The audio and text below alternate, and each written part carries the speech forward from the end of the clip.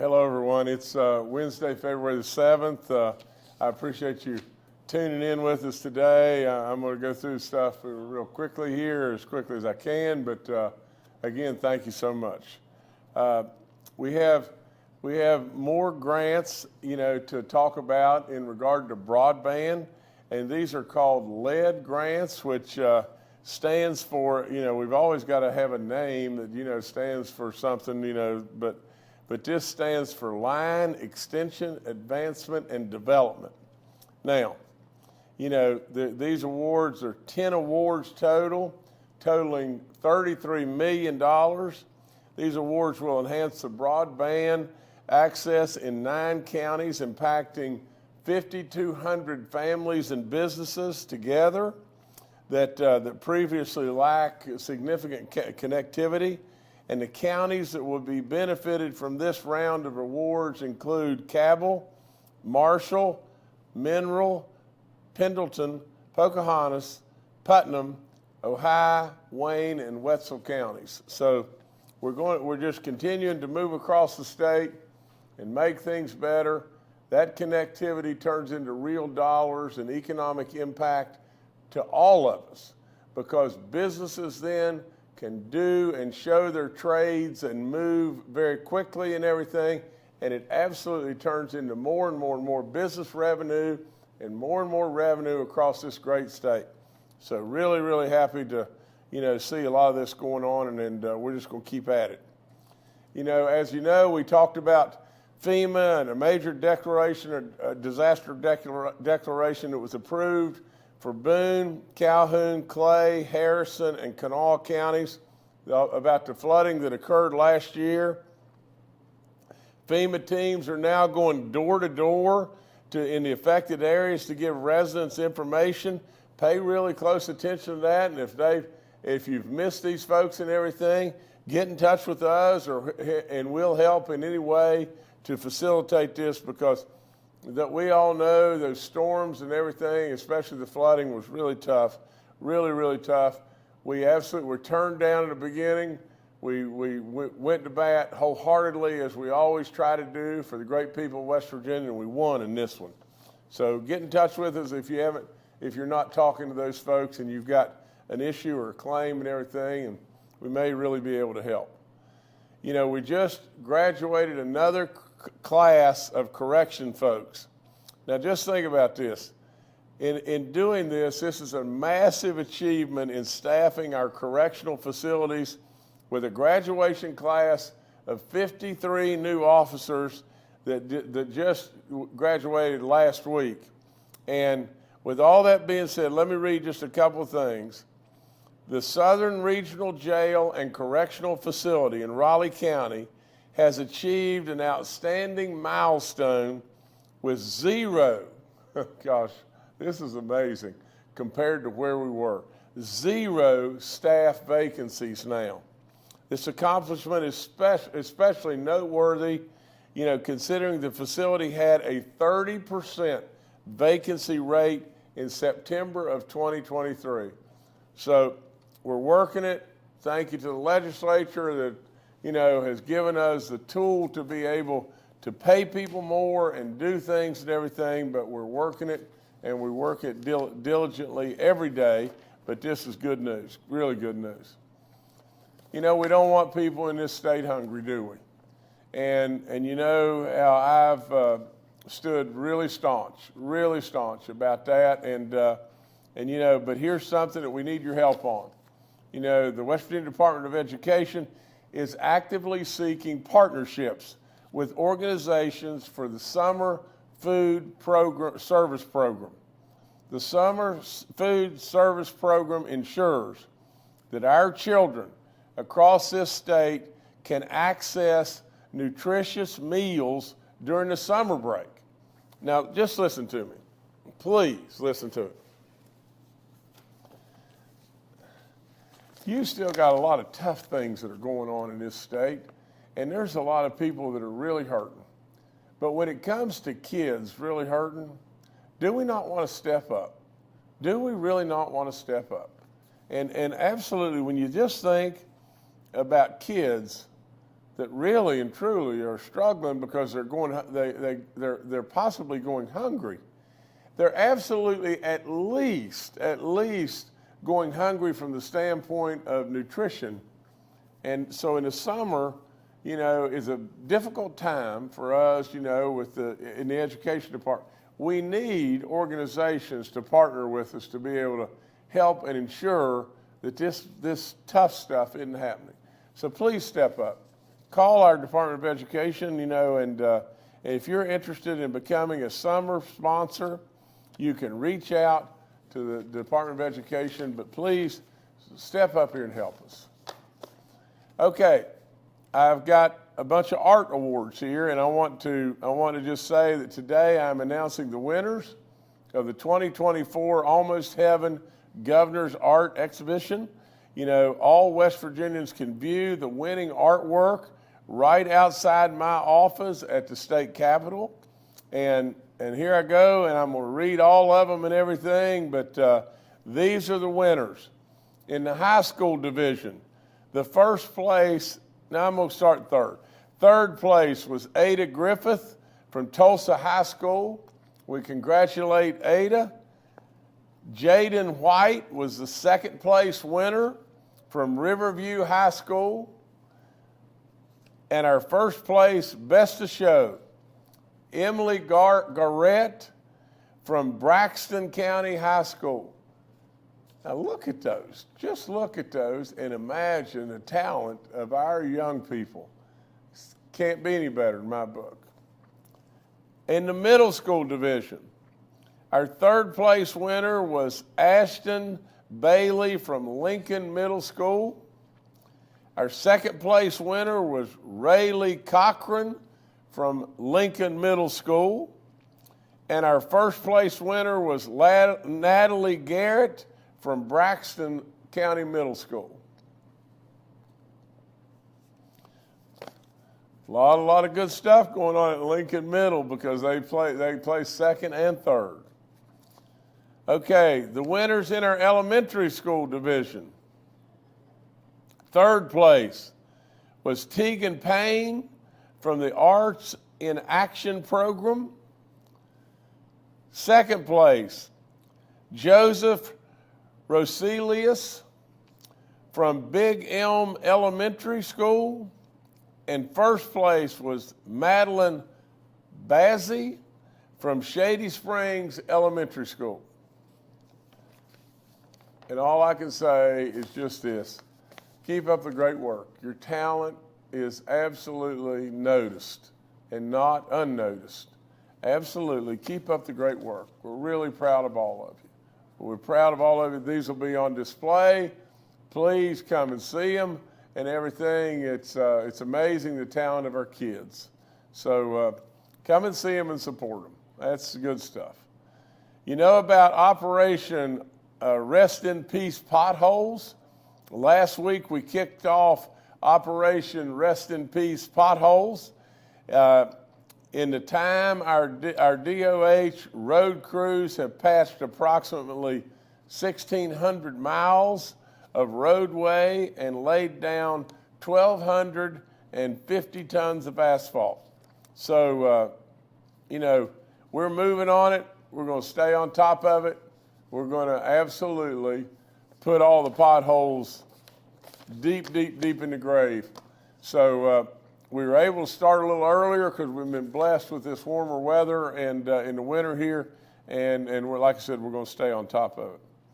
In regard to our substance abuse disorder, according to the 2023 Medicaid and CHIP scoreboard, West Virginia is a national leader in getting individuals treatment for alcohol and drug abuse. Since January 2016, we've seen a 25% increase in Medicaid providers offering substance abuse disorder treatment services. Again, all I want to do is just step up and say, we're making a dent. We got a long way to go. And absolutely, there's a lot of folks that are taking advantage and getting some real help and getting their life turned and going in the right direction. I want to thank everybody at the Department of Human Services, the Department of Health for all their efforts in addressing these challenges of this terrible drug epidemic. And we're making a difference. We need to do more. We all know we still got a ways to go. So let's just stay at it. Okay. Jay Jacobs has retired. Now just think about this. Jay Jacobs, his voice goes with us forever. And not only that, he was a heck of a basketball player. I mean, let's just think about what he did at Morgantown. His scoring record stayed intact for decades and decades and decades. In fact, just last weekend on, I guess, Friday and Saturday, I saw that record shattered by a young man from Morgantown High School. This record stood for 68 years, 1,628 career points at Morgantown High School that Jay Jacobs scored. The record was finally broken by a Morgantown senior, Sharon Young, just 5 days ago at the Battle of the Spring House at the Greenbrier. And I happened to just be there to be able to see the record fall. But Jay, gracious sakes, we thank you for your service. We thank you for being the great athlete that you were. But we thank you for more than anything, for all the incredible times that we've heard you on our broadcasts and everything, representing our great university. So with all that being said, whether it be Willie Akers or Jerry West or Jim Justice, congratulating you for all that you've given us. I want to do this. I want to give you, and Jay, I don't just pass these out like candy. I have probably, since I've been governor, only given 20 or 25 of these since I've been here. But I want to give you the West Virginia Distinguished Award, the West Virginian, basically, the biggest honor that I can possibly give you, and I want to bring you down. And, we need to do that relatively soon, and we'll do it on my briefing or something like this. But understand, I just think that, when we heard you for the last time, in our contest against BYU, in a lot of ways, it's a sad day, but in a lot of ways, it's a celebration of a life and achievement. Unbelievable. So nevertheless, we're going to have you down real soon. We're going to do a Distinguished West Virginian Award with you, and it'll be a lot of fun with me, that's for sure. Last thing I've got is we're going to be in the Northern Panhandle tomorrow, and we're going to give away a check for $9,213,355 for the construction of a new school, a new elementary school, new Benwood McMeechan Elementary School in Marshall County. And then I'll be going to, I guess to another stop in Marshall County and doing 25 art organization grants that total $700,000. I'm sure Randall Reed Smith will be with me, and we'll have some fun with those folks. But congratulations, everyone. That's all I've got right now. All right, thank you, Governor. We'll now go to questions from members of the media. The first today from Charles Young with WV News. Hi, this is Charles Young with WV News. Governor, I wanted to get your thoughts on Senate Bill 614. This is the school discipline bill. It's similar to 2890, which you signed last year. It gives that bill gave teachers in grades 6 through 12 the discretion to, exclude disruptive, violent, etc. students. This bill would extend that power from 6 on down. What are your thoughts on that bill, sir? Well, Charles, I'm waiting on it more than anything, and you know me, I don't dodge anything. I try to answer as best I possibly can all the time, but I need to wait. I need to really wait until I see all the particulars that are in the bill and everything, and they're going through different changes and all that kind of stuff right now. And let's just see. But, Charles, I will tell you just this. In many ways, and this is where I have seen so much success with communities and schools. Charles, whatever it may be, there's lots and lots and lots of pressures on our children today. And with all of that, whether it be bullying or just the fact that somebody doesn't have a coat, or maybe they don't have a coat that is good enough that they're not embarrassed at school, or maybe really it's something to do with what's going on at home or drugs or on and on and on. Charles, some way when a child is bombarded with this, a child can oftentimes decide all I can do is fight back.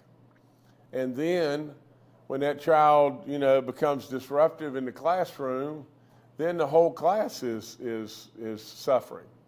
Well, Communities in Schools really steps up and has helped so many different children. It's unbelievable. And at the end of the day, we need our classrooms without disruption. We need our classrooms safe, but we got to help these kids too. We just got to help them. So Charles, I'll wait, and when I get it, we'll be able to talk more about it. All right, thanks, Charles. Next, we'll go to Mark Curtis with Nexstar Media. Good afternoon, Governor, and prayers from all of us for baby dog with the surgeries coming. Everybody loves that little dog, so God bless her. Governor, I wanted to get a response to the announcement that Carter Bank is going to auction off the Greenbrier Sporting Club to try and recoup some of the money. It says that your companies owe the bank $300 some million. And I know your two children are running the companies now and you are not actively involved, but I'd like to get your thoughts on it. That's an iconic piece of West Virginia property. It's not the Greenbrier itself, but it's the sporting club that's hosted so many golf tournaments and get your thoughts. Some of the members called me today. They're very upset. They feel that dues and membership fees were mismanaged, and they're worried about their own financial standing down there. So just address the issue, please. Well, Mark, let me just go into it a little bit, okay? First of all, because of confidentiality agreements, that I can tell you that when you hear the real truth and you hear really what's happened and what's really gone on, you're going to be appalled. That's all there is to it. First of all, I would tell everyone, that you've seen me almost on a daily basis now for 7+ years. You've seen my commitment to who we are in the state, to all the people, to try to make things better, not wanting anything, all the different things that I do. You know me. You know me up and down one side and down the other. You know me when I tell you that I tell you the truth all the time. And you know me when I challenge you to find something that I've told you that's not true. Now, my children are running our businesses. But, Mark, I would tell you Carter Bank has been terrible, beyond belief terrible. I mean, more than your wildest dreams could ever do. And we're not going to put up with it anymore. That's all there is to it. And so with all that being said, we're going to push back. And we're going to push back like you can't imagine here. Don't forget just this, that months ago, we filed suit against Carter Bank in federal court in Raleigh County for in excess of $1 billion. In excess of $1 billion. And we think our claims are absolutely valid and justified. Now, with all that being said, why in the world do you think all this is going on? All you got to do is put 2 and 2 together. For 20 years, I basically had all of our banking with Carter Bank and Worth Carter. We never missed a payment. We're never late on a payment. We absolutely were the greatest of friends, and I gave the eulogy at Worth Carter's funeral because everybody knew of how close we were, and that's what the family wanted me to do. And then Worth Carter dies. And then the bank turns upside down and turns 1,000% in a 180-degree direction. You know, absolutely, since that time, we have been paralyzed in our businesses over and over and over by the activities of this bank. And we've put up with it because, to be perfectly honest, we didn't know what else to do. It's been really, really, really tough. There's no question about that. So all I can say to you is just, you've got to just do this. I don't believe there'll be 1 ounce of anything sold, period. Absolutely. We want to protect the sporting club and all those members in every single way. And with all that being said, I really believe when we get to proper rulings and we move forward, you're going to, and we're able to release what we really know. And what I truly know right now that I can't tell you, and I am biting the whole side of my tongue out, or my cheek out, because I want to tell you. I want to tell you so bad what these people have done. I want to tell you the track record through and through of exactly what's happened. And I'll be able to do it someday, but I can't do it right now. All I would say is stay tuned, watch what's going to happen, and with all that being said, just rest assured just this, that all this stuff that's going on, my kids have got it. They got it, and they're on it and everything, and I'm way, way, way in the background, and there's no way on earth that I'm going to take 1 second of focus off of what my job has been since day one. I've put up with this nonsense the whole time I've been here and everything.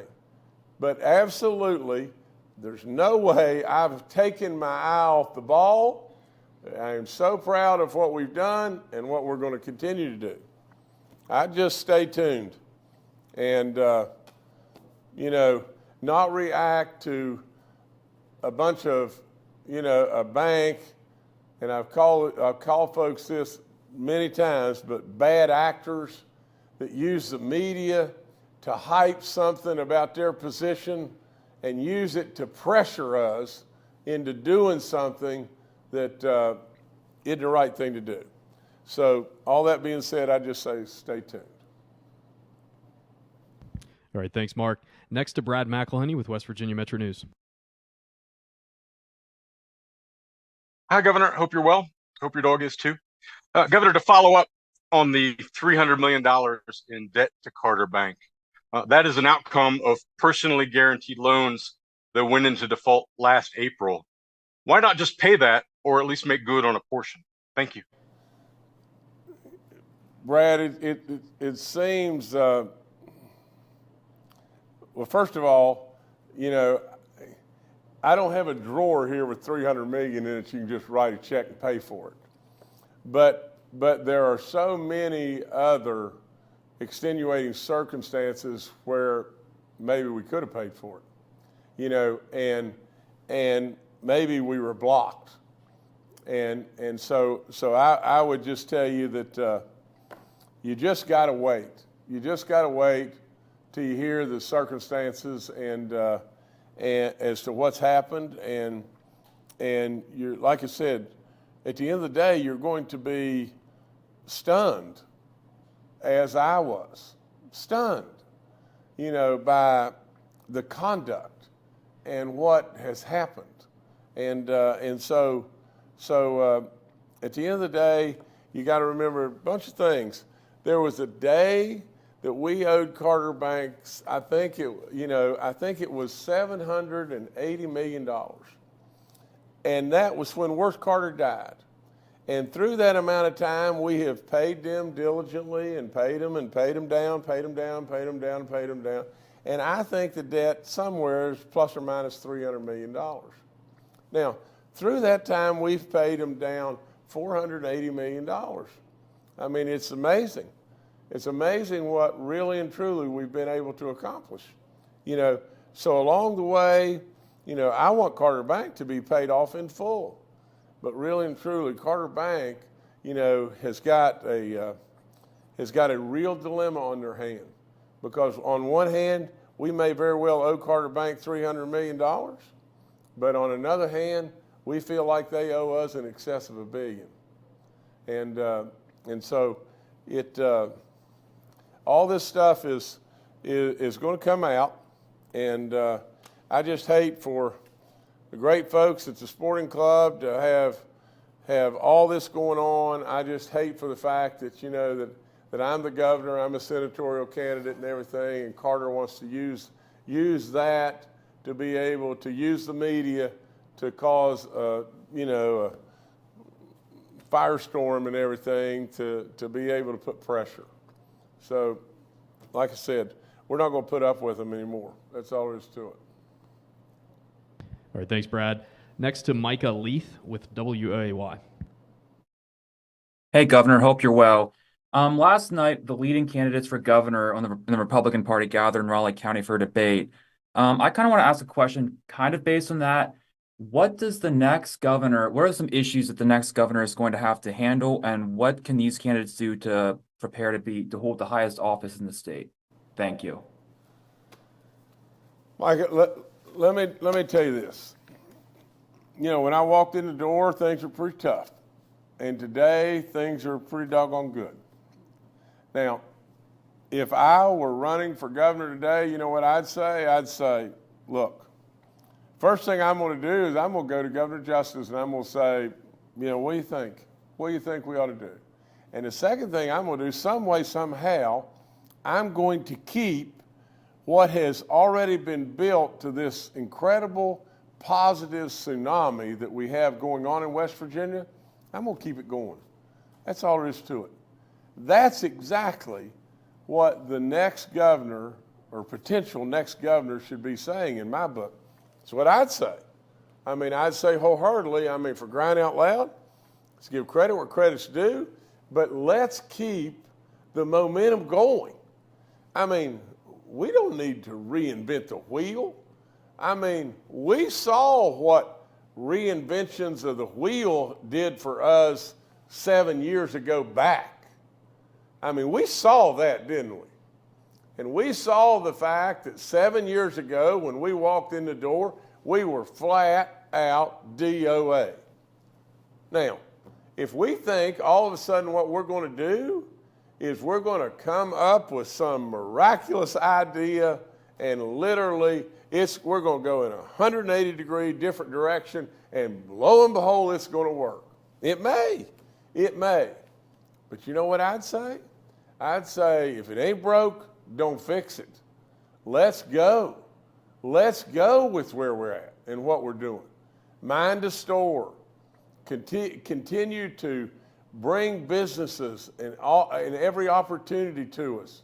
Invest in our kids, like programs like Communities in Schools. Absolutely make things better in this state while you're minding the store and not inflating the budgets and everything and throwing our money away. Make things better. But that's exactly what I've done, and for all these candidates that stand up, and I didn't see the debate. I've not listened to any of it. That's for them to do. But I can tell you just this. What we need to do is we need to do what anybody that had good business sense would do, and here's what a good business partner would come up, or a good business person would come up and say, I'm going to do exactly what we've been doing, and absolutely I'm going to just try to continue to make it better and better and better. That's what I'd do. All right, thanks, Micah. Next to Stephen Allen Adams with Ogden Newspapers. Yeah, Steve Stephen Adams of all the newspapers here. I was looking, we're approaching the 30-day mark here of the legislative session tomorrow. And that first half down, another half to go. But I was kind of looking to see if there was any movement on some of your specifically requested bills and outside the usual updating of income tax terminology that usually happens. There's not been a lot of movement, including your tax cut proposals. Where do we stand on that? Who are you talking to? Who are your people talking to over in the legislature to get moving on these agenda items? And what's the conversations like? I mean, are you seeing any support on the House side? TAR has obviously been very vocal. Have you had any conversations with that side? I mean, where do things stand? Thank you. Stephen, I've always got all the respect in the world for you and everything, and I appreciate your question. And I would just tell you just this: we're in constant communication, and it's just kind of the way the process goes. First, you go through a lot of I don't want to throw stones, but you go through grandstanding, social issues. You go through all kinds of stuff like that. We really probably the most important thing, 100 to 1, is the budget and getting things in place. I hope like crazy that my tax cuts will get through, because that's something we need for absolute certain, with all of our people. We've tried, I think we've gotten 23 tax cuts through since I walked in the door, and this is 3 more. And as long as we keep putting money back in the hands of our folks, they'll do more and more and more great stuff for us. I think we'll get there. The reception and how we've all been working together and everything's been really good. I think we'll get there. There'll probably be some bumps along the way, but we got 134 folks upstairs, and we need their help, and we're going to, continue to all work together. But, whether it be our Senate President or our Speaker and, and all the different folks, lots and lots of communications all day long. And really and truly, it's all been good. All right. Thanks, Stephen. Governor, back to you. Okay. I've got to give Baby Dog's prediction for the Super Bowl, and I know what it is, but I'm going to write it right here really big where you can see it. We've had a lot of conversations about this, and Baby Dog is really confident in what she's saying, but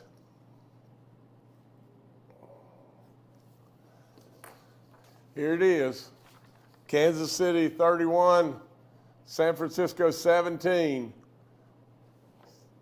That's what Baby Dog says. One year she hit it almost right on the number. But nevertheless, this is what Baby Dog has to say right now. So think about it. Anyway, all y'all enjoy the Super Bowl. Enjoy all these times. And I do appreciate a little prayer for her, because she got some probably tough stuff ahead and everything. And the only thing is, Bulldog getting put to sleep 2 different times on 2 fairly significant surgeries. Isn't he fun? And but we're going to take care of that and hope and pray everything comes out great there. But nevertheless, I just want you to know just this, West Virginia, I love you with all my soul, and I will till I die. But it's been a biggest honor of my life, and being your governor and seeing all the good stuff that we're doing, and please don't get occupied with what our family businesses are doing and everything else. I guess there's some bad stuff that can happen and to you, but I never would have believed this action, especially from a lender. But nevertheless, we're going to do what we always do. We're going to stand up for what we think's right. But nevertheless, thank y'all so much.